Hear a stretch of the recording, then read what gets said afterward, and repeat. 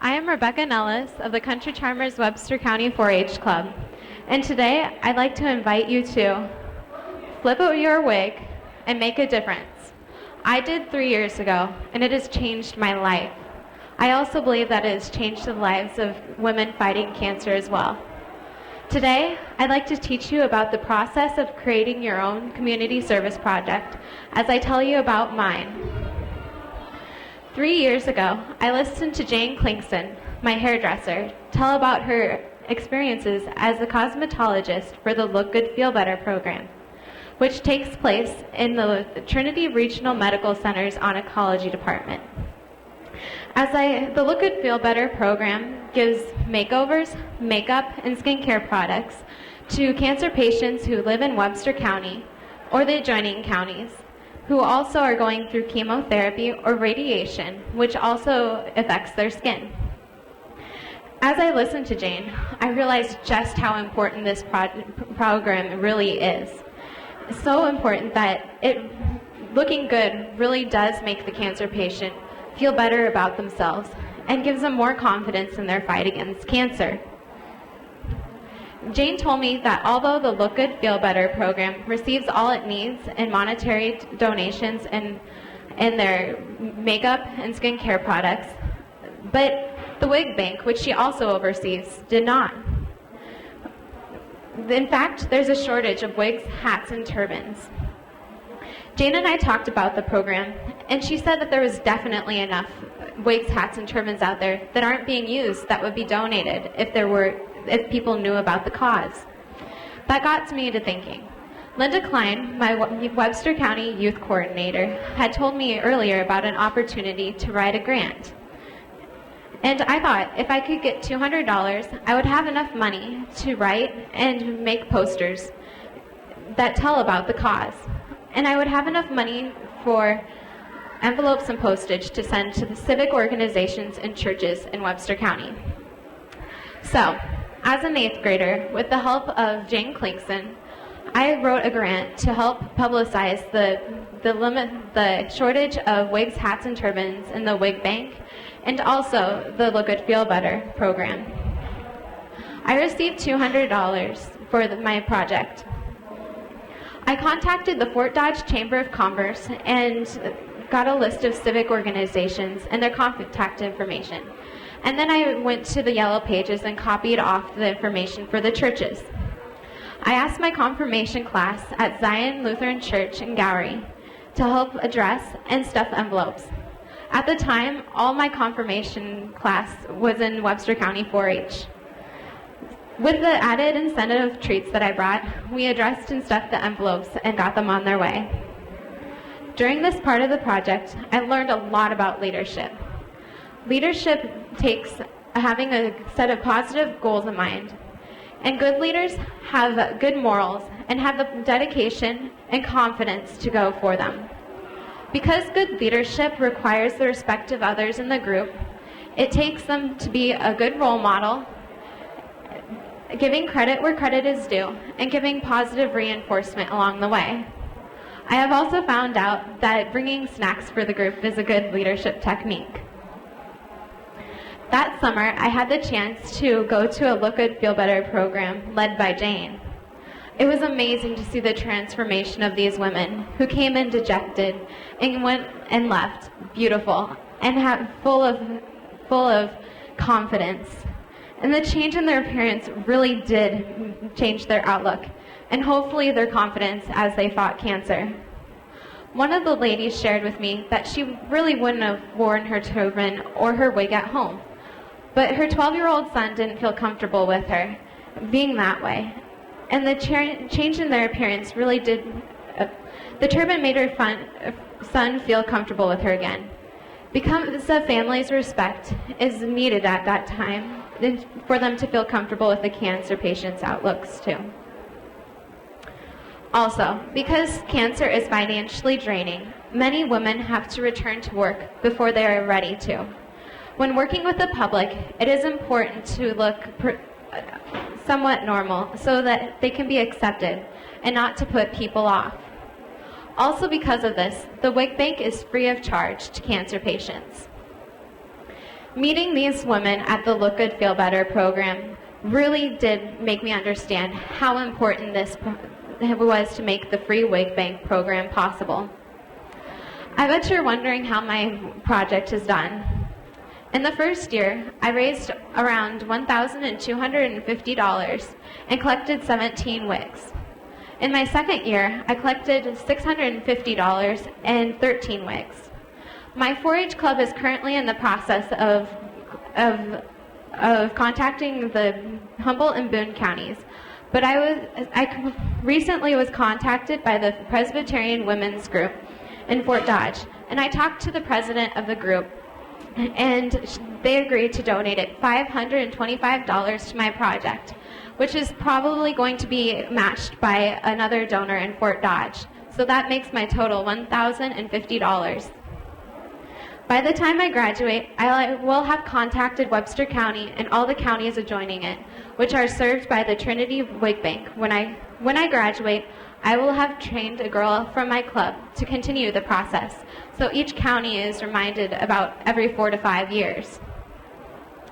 Now that you have learned more about my Flip Your Wig project, I'd like to give you some tips on starting your own project.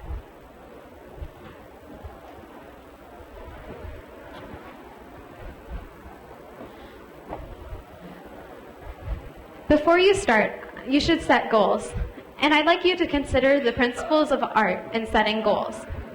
A stands for action plan. Think of not only what you need to do, but also what you need to do that, or what you need to gather before you can do that.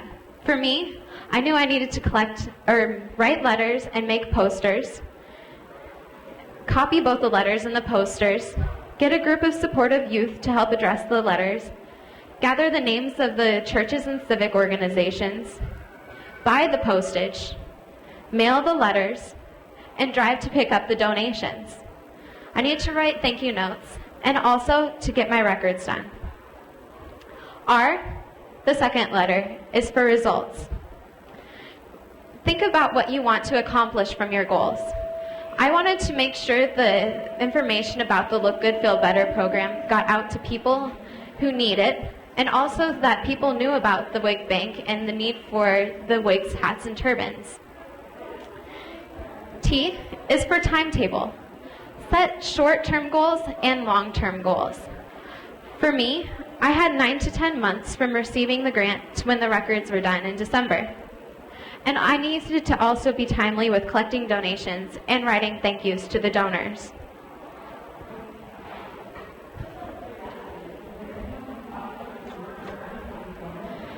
If I were to give suggestions to a 4-H'er who would like to start their own community service project, I would tell them these 4 tips.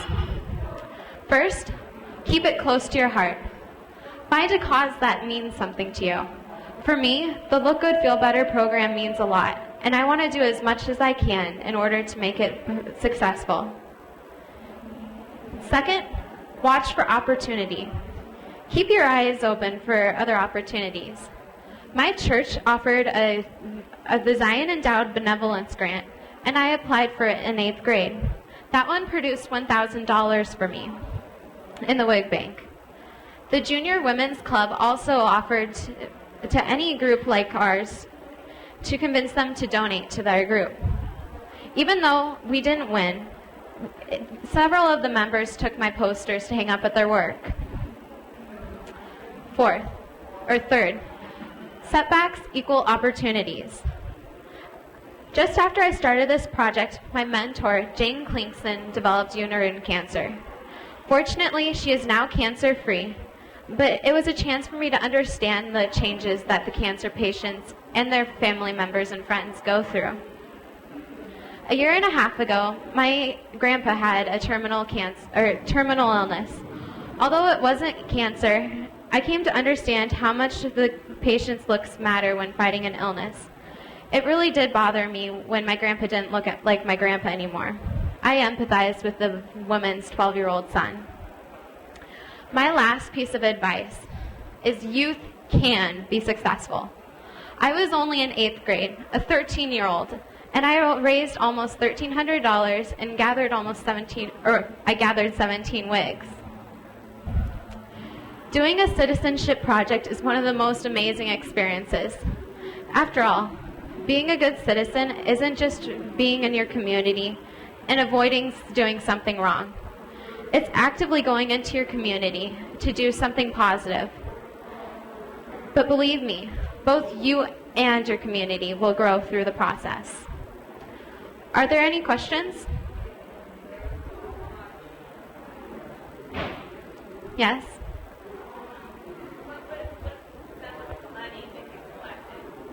The question was, what was done with the money that I collected? Because I'm not completely connected with the Look Good, Feel Better program, my connection is through Jane Klinkson, who's the licensed cosmetologist for the program. I give the money to her, and it goes straight to the wig bank, and they choose wigs and hats for some of the money, and they buy them, so they have them on stock.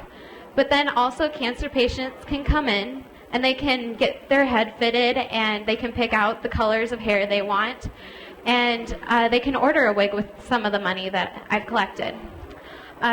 With the $1,000 that I collected, I was really happy because I got to help choose some of some of the hats, and there's some really cute hats in the magazine. So every penny that is brought in to me goes directly to the project.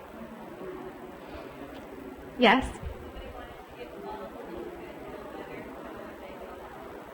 The question was, if somebody wanted to become involved in the Look Good, Feel Better program, how would they go to do it?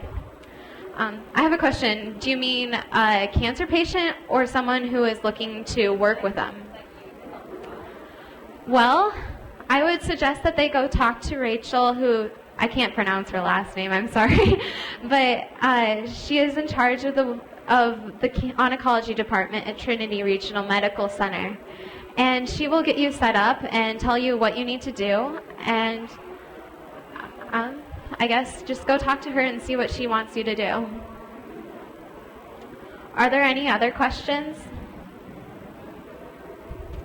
Thank you for joining me in the process of how I created my Flip Your Wig project. I hope you use my tips to keep it close to your heart, watch for opportunity, and use setbacks as an opportunity to your benefit. I want you to remember that anyone can make a difference. Now go make your difference. I know I have.